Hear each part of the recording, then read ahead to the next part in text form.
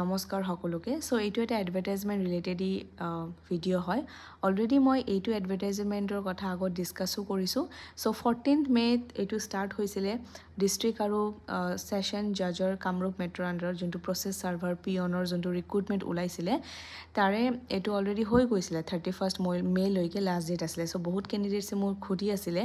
যে এক্সাম কেতিয়া হ'ব কিন্তু এতিয়া দেখা গ'ল যে 8 জুলাই 2025ত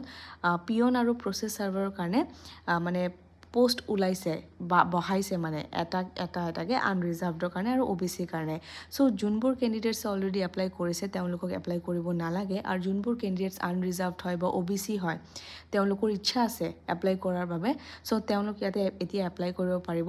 10 জুলাইৰ পৰা অলৰেডি স্টাৰ্ট হৈ গৈছে অফলাইন প্ৰক্ৰিয়া হয় এটো আৰু 24 জুলাইলৈকে আপোনালোকৰ টাইম আছে এই সন্ধিয়া 5টা বজালৈকে সো মই তলত আগৰ যোনটো মই ভিডিও দিছিলো হেইটোৰ মই ডেসক্ৰিপচন লিংকটো তলত দিম আপোনালোকে তাতে ক্লিক কৰিলে গোটেই ডিটেইলছটো তাতে দিয়া আছে কাইন্ডলি চাব পাৰিব কিবা যদি অসুবিধা পায় মোক কমেন্ট সেকশনত জনাব মই নিশ্চয় আপোনাক সহায় কৰিম ঠিক আছে আৰু অতি সংকালে এটো হৈ যোৱাৰ পিছতে এক্সামটো পাতিব প্ৰবাবলি আগষ্টত এক্সাম হ'ব আপোনালোকৰ ধন্যবাদ